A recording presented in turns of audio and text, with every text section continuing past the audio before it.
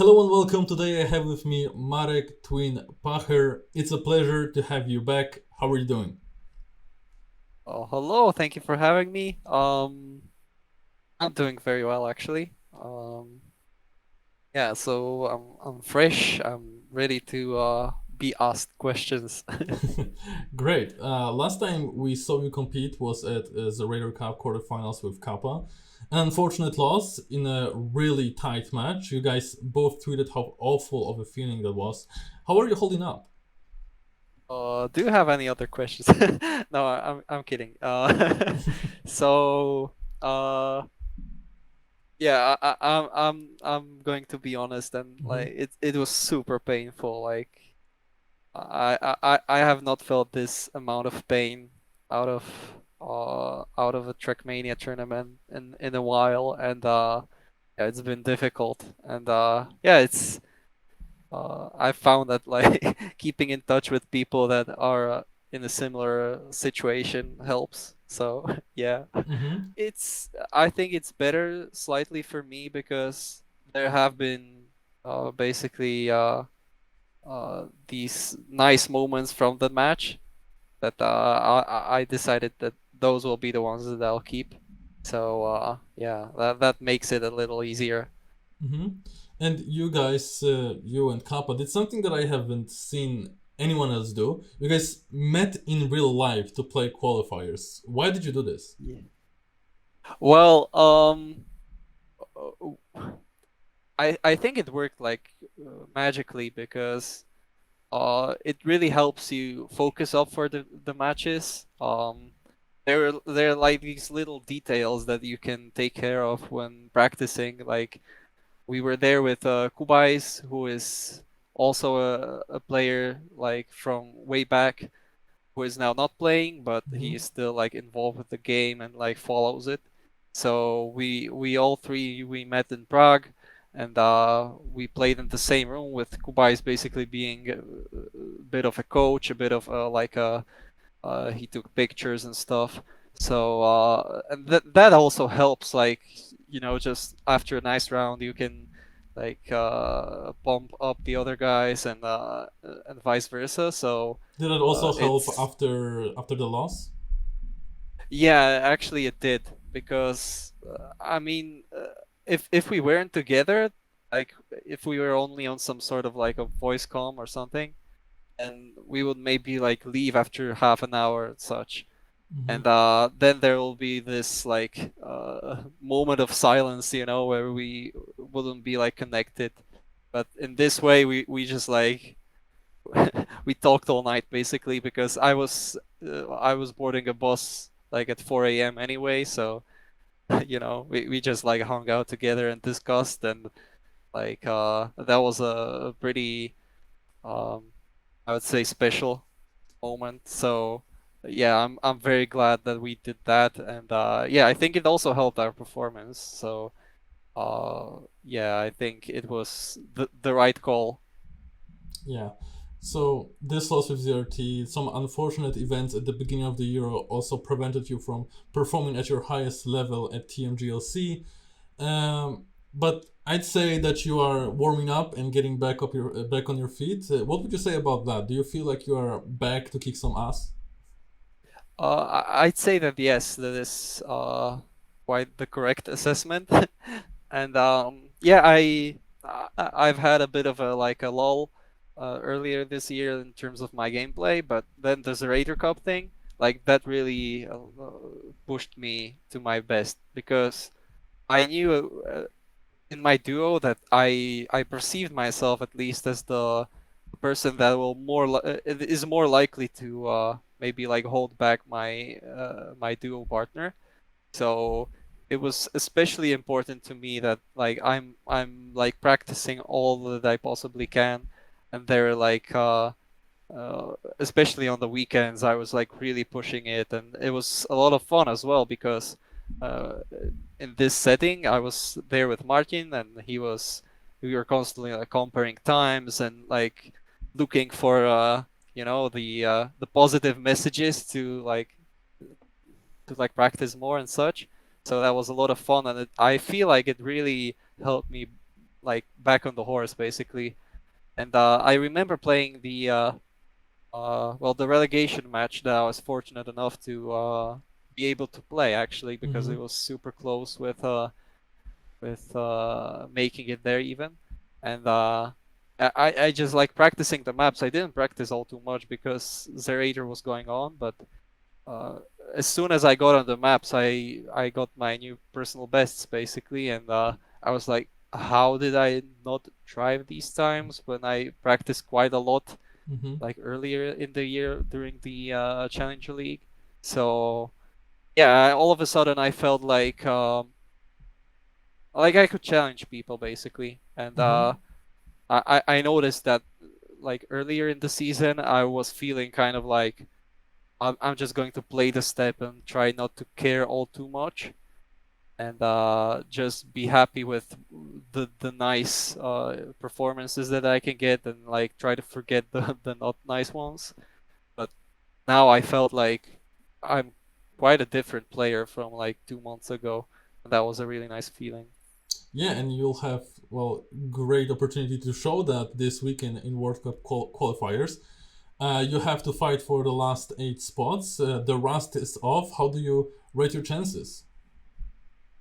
So I think there are some things that are on my side. There are some things that are really not. I think they're like super talented people that will be well practiced, and yes, especially the ones that like took part in the Grand League. I believe that those guys such as Soldier and Otak, like they are going to be powerhouses, and yeah, it's a lot of it is going to be down on the seeding in the quarterfinals, right? Because Mm-hmm. like if you get a stacked quarterfinal, like that will completely make your chances a lot different. So yeah, I mean, I feel like I can challenge anyone at this point, but still, there are guys that have been consistently at the top, and also the guys that like made their way to the Grand League, such as Miquatro and Wozile, who are going to be really difficult to take on. But I think my chances are okay, and yeah, I'll be pushing very hard. I mean, effects of your practice look great on the leaderboards. You are in top 10 on every single track as of now. How comfortable are you with this map pack and the changes that were implemented? I think the changes are very nice. Like the only questionable one is the bridge on Tiny Gap, which like it feels really strange. I don't know.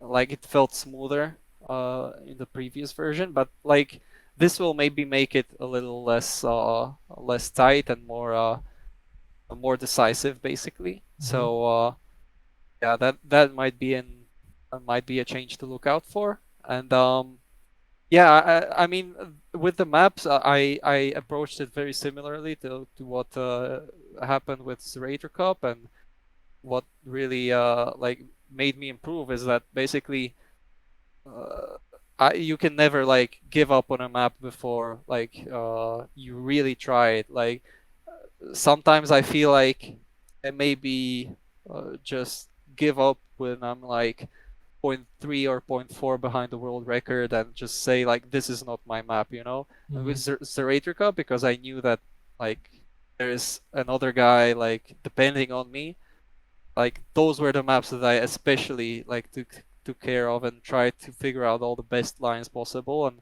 in the end got pretty close to what the absolute best were capable of. So I approached this very similarly. Like if there was a map where I was like, like this part kind of like I don't like it too much.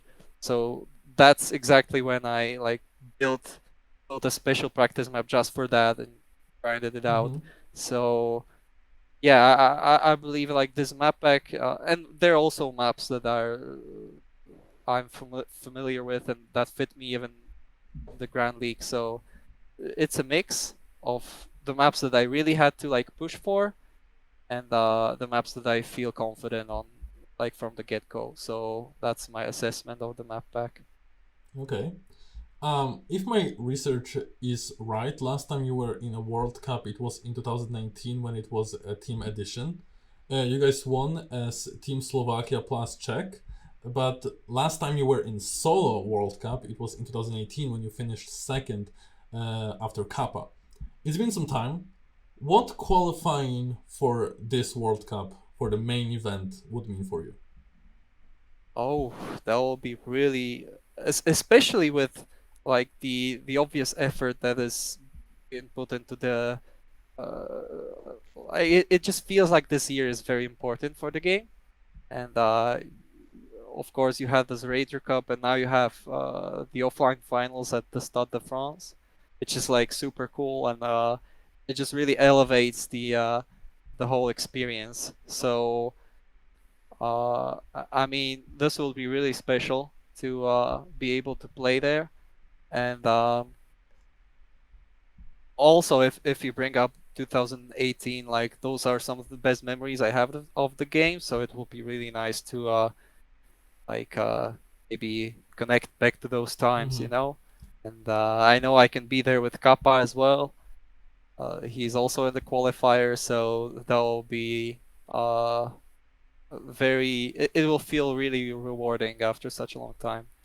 Yeah, you have actually a very rich history of World Cup appearances. Famous for finishing second as a second place for 4 times, but you were actually on a podium 7 times, including that team edition in 2019. Assuming you'll get there, that you grab one of those 8 slots, what are you aiming for? If I grab one of those slots, from what I can tell, or from what is written on the webpage, like there will be like very extensive group stage, right? And I feel like that could suit me because I feel like I can bring some sort of like consistency over the course of different matches. Like if there's going to be a lot of matches played and there's supposed to be 2 days full of matches, Mm-hmm. then I believe I have some maybe advantage, like because I just feel like I'm pretty consistent like over the course of different matches. So that should fit me pretty well, and I guess the goal is to make the finals, right? Like Mm-hmm. if I make the finals, I feel like anything can shake up in the very end, and I would also be like very satisfied at that point, even if I just totally mess up the finals. So yeah, that's the ultimate goal, and yeah. Great. Then thank you for the interview. Do you have any short message for your fans and the viewers? Well, thank you very much for tuning in. Thank you very much for supporting me. It's been a big help, even with the whole Zerator Cup unfortunate ending to the whole thing, which really was difficult. And but I'm really thankful for every nice message and every person that is like in front of the stream and like watching me play. That's really uplifting, and thank you very much.